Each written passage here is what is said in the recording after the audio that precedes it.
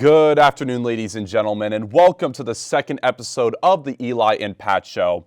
I'm Benny Nazai here with Eli and Pat, and as we get ready to start our first segment with two special guests from the organization known as Fuerza here in Plattsburgh. And here we have the head philanthropist Samuel Marmol and event coordinator Christopher Navarro.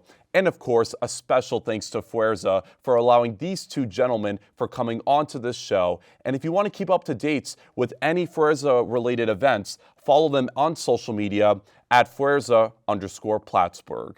Therefore, let's begin the show, gentlemen, as we look into what has been going on with the Ja Morant situation, plus the beef that has been brewing up between the Grizzlies and Warriors. Overall, the situation that Ja Morant went through, promoting a gun during his live stream and everything is disgraceful. It's disgusting. Knowing how the NBA is strict on weapons and all, especially when you're promoting yourself on your social media, is something that a young kid like him shouldn't do at all. Especially when you're coming from a prestigious family, a background that is clean. I thought the saying was to get out the hood, not to go back to it. So, I don't know. I mean, isn't that a little bit harsh? I mean, I know he made bad decisions in his life, and recently he's done some things he regrets totally, but he's still 23 years old. He's seeking out the necessary help that he needs to better himself, and I think that's important in and of itself. I think we need to cut him some slack. We know he came from a good family, like you said, but he's surrounding himself with probably bad people in his everyday life and cuts those people off, gets the right help. I think he could better himself and have a long future in the NBA. I agree with Pat completely. I feel like it really goes down to his age in this situation. He's a young guy, and if you have those distractions around you and you're not too set in like those type of builds, I don't think having a little mistake should really take your reputation down to the extent that he's not going to be a Hall of Famer anymore. I don't think we should take away his skill of basketball because of this little slip up. Although I do agree that it's a pretty bad slip up, and it could be like disadvantage to the NBA because he's wow, bro, I'm folding. He's the face. He's the face of the franchise. He's supposed to be the face of the NBA, knowing his skills and everything. He's like what? You can compare him almost to Michael Jordan's play style and all, but I can't agree to the fact that you're supporting like weapons and all. Knowing all the effects that weapons have done around the United States and everything, knowing how the NBA's tried to strictly forbid any kind of like supportation of weapons, plus with school shootings and all, Morant is almost like the family type of face. And you don't want that kind of face to go down the drain because you want to ruin your reputation by showing a weapon on a live stream. Especially on a stream that does not, you can delete it, but it's out there already. People have screen recorded. Your face is out there with a weapon, and you had to miss 8 games. You brought your team down. You wasn't worried about your team. You brought them down doing that kind of act. So I can't respect that. Kobe, you think Kobe would have done that? I don't think so. I don't think Kobe would have done something like that, but Kobe has done some bad stuff in his career too, and we still have Kobe on a pedestal that, you feel me? I think that people have to allow people to make up for their mistakes. Like, mistakes can't be the only thing holding people back. Like, I feel like if people are given an opportunity to get better and then they go on and they stay on that path, then I feel like we can look into that and really assess that. But if this is his first time slipping up, he's young, and I think he should get another chance. Like, it shouldn't be holding him back. What would you have to say about this situation? Yeah, I think that Ja Morant is just a young kid. There's a lot of pressure with being the face of the NBA. There's millions of people eyes on you every single day. He cannot go anywhere without somebody seeing him or being low key. So with that being, he's gonna make mistakes. He's gonna mess up, but as long as he learns from it, it'll be good. I think he can recover from this, of course, but it's just gonna take a little bit of time. Yeah, absolutely. Like you said, I think this is like eye-opening to him, really. He made this mistake. He's very immature about it, but he's getting the help he needs, and I think that's really important to better himself. Speaking of Ja Morant, his team, the Memphis Grizzlies, there's been a lot of beef that's been brewing up, as we mentioned, between the Grizzlies and the Golden State Warriors and their players and all that. So where do you think this whole beef that's been going on between two teams, where do you think that's going to go down the season? I like it for the NBA. I think any type of entertainment between teams is good, but some of these players are just so sorry, I feel like. Like Klay Thompson, like the fact he's just flexing his rings and down like 30 against the Grizzlies. You gotta do what Kobe did. He was like 1, 2, 3. Like, you can't disrespect by saying your team is a dynasty when your team has not even made it to the finals or even the top achievements that the Warriors have done. 4 championships out of the core players that he drafted. What has the Grizzlies done? Nothing. Really, Nothing. yeah. And Dylan Brooks loves to run his mouth, guys. Like, he always runs it for a guy who's averaging 14, 2, and 3 on the year. You think he's the best player in the league with how much he talks. Yeah, I feel like when it comes to the Grizzlies, they're, like he brought up with Ja Morant being only 23 years old, they're one of the youngest teams in basketball. So they have, I wouldn't say that they don't have leadership, but, you know, I feel like they allow themselves to get, like, too ahead of themselves sometimes.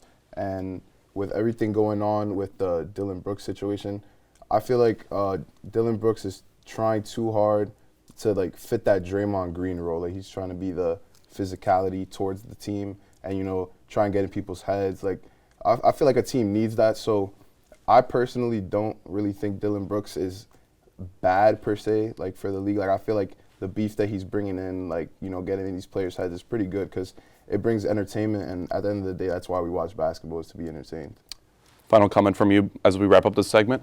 Well, yeah, I think Dylan Brooks, he's a energizer. He brings energy, he brings physicality, but I think the Grizzlies are missing like a veteran that's been there, done all of that, that's won before, because right now they're unproven. They don't know what they're going into. They're just talking because they had little success. So I feel like if they just get a veteran that's been there, done it all, they can learn from that and then hopefully get to where they want to be. Yeah, to build off that real quick, remember they used to have guys like Mike Conley, Zach Randolph, Marcus Saul, all great veterans, led them to playoff appearances all the time. So the Grizzlies team right now, second in the West, very young. So they have a lot of potential, but they're very immature. Dylan Brooks has 18 technicals on the year. How's that even possible? He's paid like $330K to the league. So they're very immature, but they have a lot of potential. So I think maturity comes a long way, and they can be a good team in the future. Yeah, absolutely. It'll be very interesting to see how both these squads go going forward. But, yep, that's all the time that we got for this segment. And as we wrap it up here, we would like to give our special thanks once again to both Samuel and Christopher for joining us on today's show. We'd also like to give a special thanks to Fuerza for being a part of this show and for PSTV. Well, that's all the time that we have for this segment. We'll be right back right after these short messages.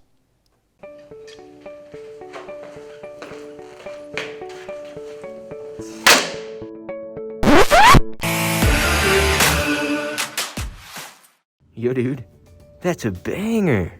Yeah, dude.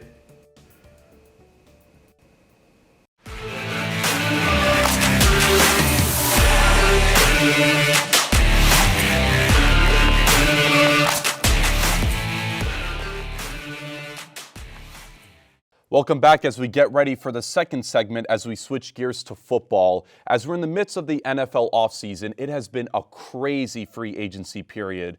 Big names going to different places or possible different places. Let's start off with the Green Bay Packers quarterback with Aaron Rodgers. Word on the street is that he's expecting to end up as a New York Jet, and he's hoping to bring some of his fellow Packers teammates along the way.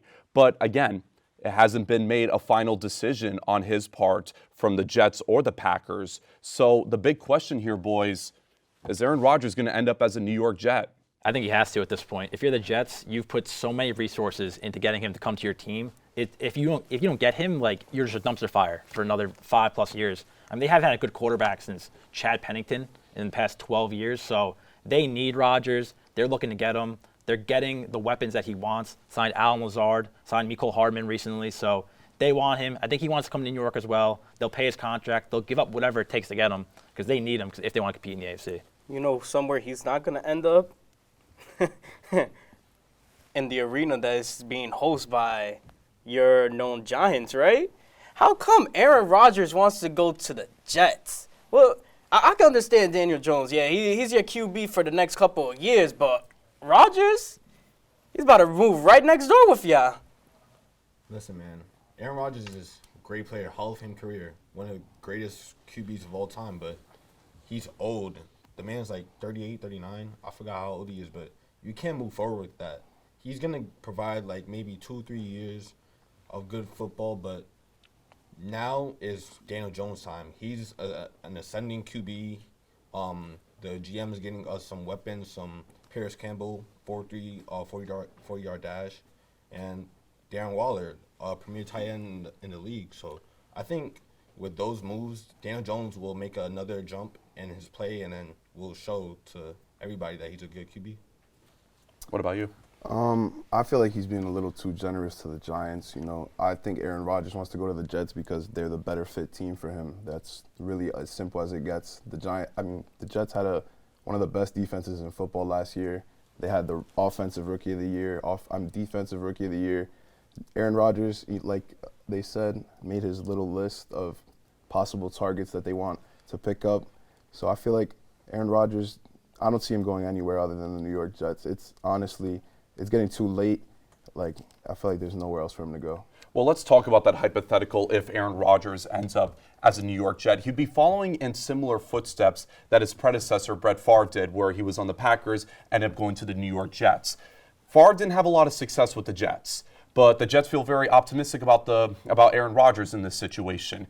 But of course, the Jets are infamously known for being the Jets. I mean, they've had a higher quarterback turnover rate faster than the UK has gone through prime ministers. So honestly, what do you think is going to end up happening with Aaron Rodgers if he does end up going on the Jets? The Jets are the Jets.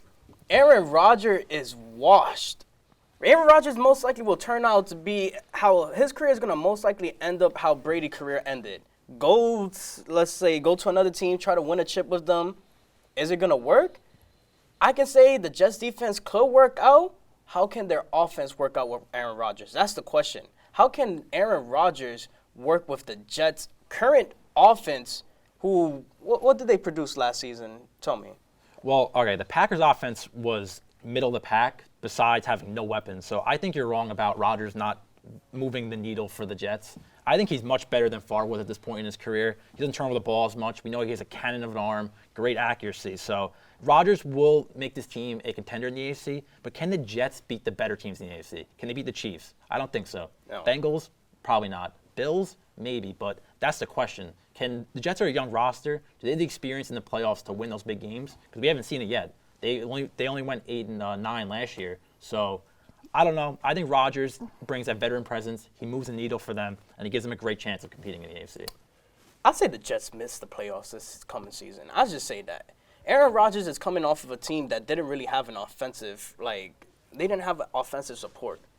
Aaron Rodgers is coming to his career where it's like, should I retire or should I go for another chip? And the chip is far away from him at this point. So for him to actually win with a team like the Jets, it's a miracle. It's going to have to be a Cinderella story all over again. Final word from you boys on this? I don't necessarily agree with that one to the full extent. I don't think the Jets missed the playoffs this year.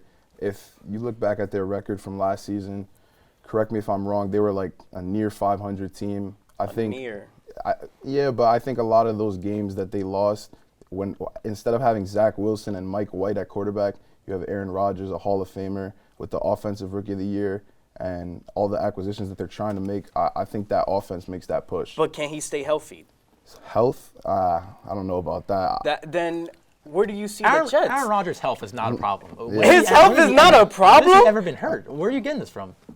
Aaron Rodgers, all right, at his age, you can't tell me that he can't miss one game or something. He's a smart player. He gets All the right, ball out he's quick. a smart player. He doesn't get hit. He's a smart player. He's mobile for his age. He's a smart player. He doesn't take hits in the pocket like that. All right. The Jets do need a better O-line, but his health, come on. Yeah. He's not going to get hurt. Yeah, I agree. Real quick, yeah. I think the Jets, they're going to be a decent team. I don't think they have enough pieces to compete for the championship. Yeah. I think they need like a number one wide receiver or a number one tight end. Somebody to get the ball to for Aaron Rodgers, a safety blanket in a way, so where he could look for it. But I don't think the Jets have that so far. They have good pieces, but not number one. Well, at the end of the day, it's also hypothetical at this point. So it's still a question. Will Aaron Rodgers play in Green Bay or will he come to the Jets? We still have to wait and see on his end. Is Green Bay even still on the list? Green Bay doesn't want him at this point. We'll have to see what ends up happening in the coming days or weeks or how long it takes, Eli. But Again, that's all the time that we have for this segment. Gentlemen, thank you again for joining us and talking about this with all of your great takes, obviously. But yeah, some good arguments all around as we wrap things up here on this segment. But right after this commercial break, we'll switch gears to baseball as Japan won it all. And opening day is around the corner. We'll have some heated questions coming after these short messages. Stay with us, folks. Sports.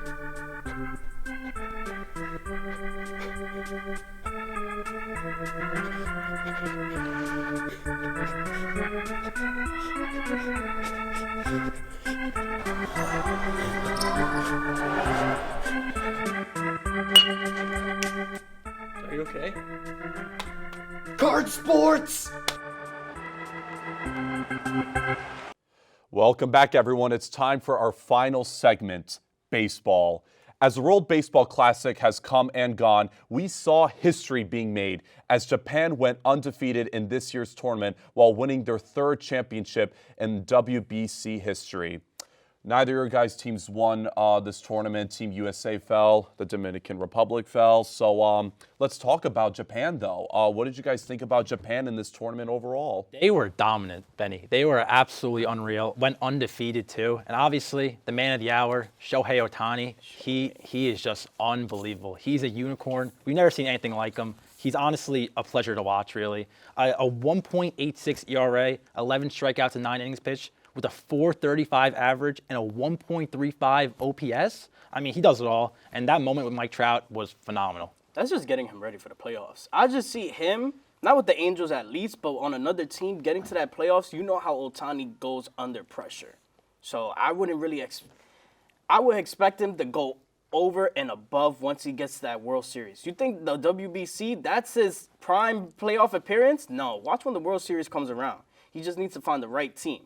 I don't know, can the Angels make it, though? They haven't made it in how long now? How long they made the playoffs with Mike Trout on the team? He's been there for, 10, 11 years and made it a handful of times, not even. So that team stinks. And it does stink that the two best players in the world are rotting on the Angels. And it's because of their pitching.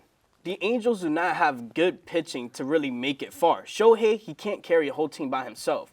Mike Trout, he's a good power bat, but against all 8 of those guys there, he can't be the only one carrying. This ain't LeBron with the Cavs or, Curry with the Warriors. This is all 9 players putting the effort to try to win a chip. So I give credit to Japan. They really went far, undefeated, 3rd straight title. Sad to see DR get knocked out. I blame mostly injuries, but at the end of the day, Team USA, Team Japan, they put up a fight. I'll have to say that was the best finals. Yeah, I mean, congrats to Japan, but DR couldn't even make it out of the pool. I mean, come on. They couldn't make it out of the qualifying rounds, after all you said in that first episode. You know what? I take my L's. I do take my L's. That was a hard L. I couldn't even watch the whole game, I can respect that. But yeah, Team Puerto Rico had a good team coming out, especially when Julio Rodriguez gave up that inside the park home run, made me throw a whole remote to that TV. It was, yeah. But I could have sworn DR was just the best team in the tournament with the most talent, and they were just going to win the whole thing so easily. I know US lost, but they lost to Japan, and they made it the whole way. So they were a fastball away from Mike Trout from winning that thing. So I have a little more respect for my team than I do yours. I'm not going to lie to you. Well, as we go from the World Baseball Classic, let's stay here in the States, obviously, with the MLB regular season just right around the corner. And there's going to be some significant changes coming to MLB this season where every team is going to be playing each other, pitch clock, and there's going to be bigger bases. Some very unprecedented things that we're going to be seeing this season in baseball. So how do you guys think these new rule changes are going to change MLB? Yeah, so for every team playing each other, I do like that. As a fan, you don't want to see your teams playing the Reds and the Pirates and the Nationals 19 times a year. Why not play every team? I do like that, and it just brings more excitement. Your teams in the NL are playing teams in the AL more often when they don't play them that much every year, so I like that. The bigger bases, I can't see how that's a negative. The bases are going to be bigger, obviously, so less probability for injury when players are running down the bases and colliding with first baseman. And then the pitch clock might be a hot take. I like it. I like the pitch clock a lot. It speeds things up so much faster. Players don't need time to get out of the box and play with their gloves, adjust their helmet and their cleats. They don't need a minute or 30 seconds to do that. Take a couple seconds and get back in the box. It's baseball. We're supposed to be playing, not playing with our gloves all the time. The pitch clock, I will agree with you on that. Yeah, it's going to work out for the game. It's going to make the game a faster pace. Especially, what was it? Games used to last 3 to 4 hours back, before the rules and everything. Now, games actually last up to an hour or two. So you go in there, you use the bathroom, it'll be the 7th, 8th inning already. So I'll just say this. Don't use the bathroom. Don't drink a lot of water because you're going to miss half of the game. It's going to go by like an NBA game. For the bigger bases, come on. It's like we're playing softball out there. The ball's a little bit smaller, yeah, but bigger bases, like, you're going to see guys like, who is it? You're going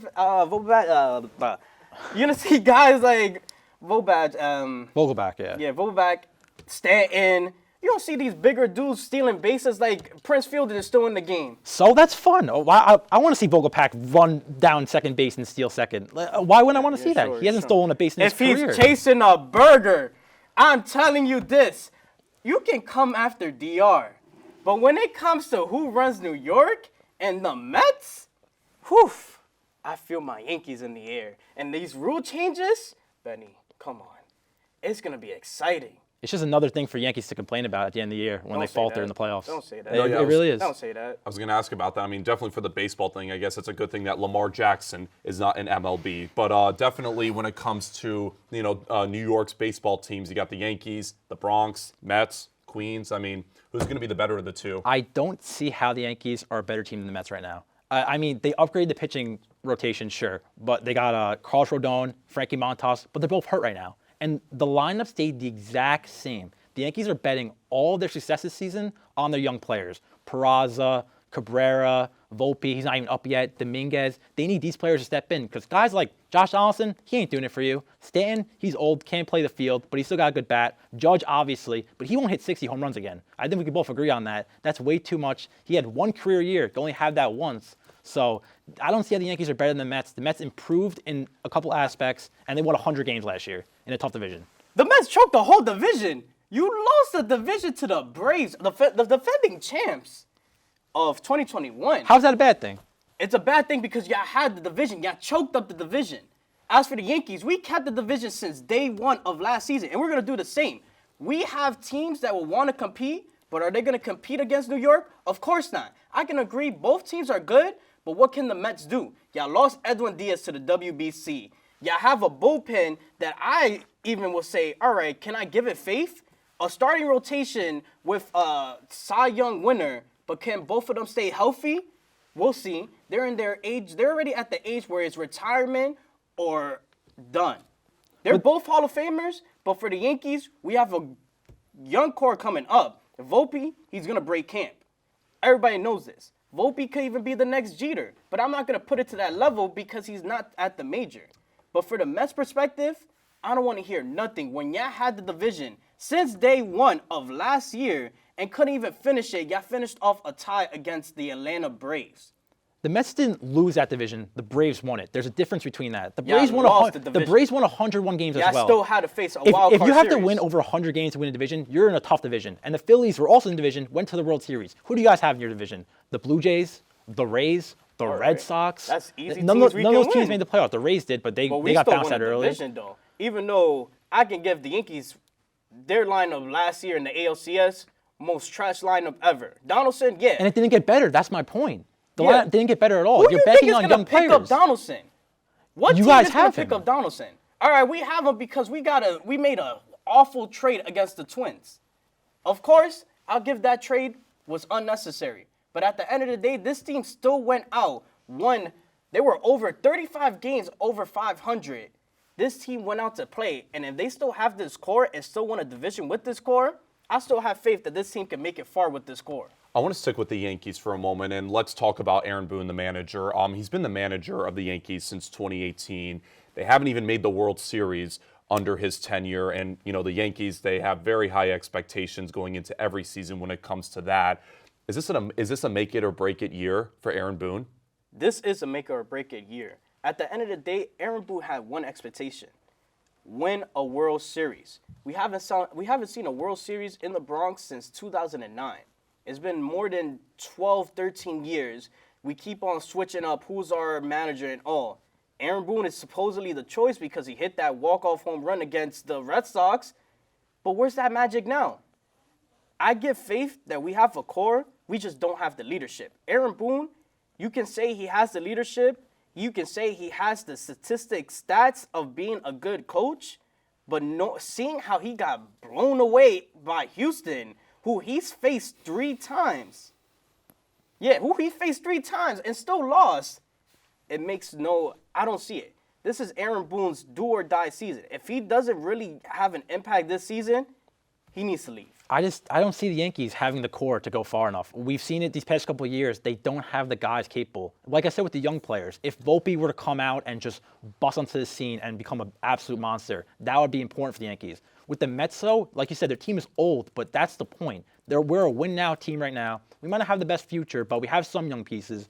We can win now, and I truly do believe that. Last year, DeGrom only pitched 10 games and won 101 games. Now you add Verlander. If Verlander were to stay healthy, we're winning about the same amount of games, or maybe even more. So I don't see the Yankees being as better team as the Mets. The lineup is too weak. The rotation's hurt now. Obviously, the Mets have Diaz hurt, but the Mets are a well-rounded team with a great manager and Buck Showalter. The bullpen's a little iffy, but I think we're a better team than the Yankees. Final word from you, Eli? I cannot see that at all. The Yankees have experience. I can't forgive the Mets choking up in 2015, choking up a division last year where everybody had high expectations for you. And especially, we had a high expectation. It would have been Mets and Dodgers. We thought Yao was going to knock out the Padres, but the Padres knocked Yao out in 3 games. So I can still say, all right, the Mets have a few in their tank, but the fire is not lit. As for the Yankees, they just renamed their 16th captain. They added some bullpen. Oh, no. They added some rotation pieces, which will come healthy at one point. And their lineup, young core guys. Donaldson, if he gets playing time, that's defense. But if he doesn't hit, you'll see him going somewhere else or getting dropped. They have good pieces to go far. And I promise you this, they'll start off hot like how they did last season. The Yankees will go far, and number 28 will come back to the Bronx. Well, it'll sure be interesting to see what happens this upcoming MLB season with the Yankees, Mets, and the 28 other teams. But gentlemen, I think the audience has heard enough for today. Thank you all so much for watching. To stay up to date with more of the Eli and Pat Show, subscribe to us on the Plattsburgh State TV YouTube channel, while also following us on all of our other social media platforms. I, of course, am Benny Nazai, here with Eli Perez and Pat Pfeiffer. Thank you for watching, and have a good night, Plattsburgh.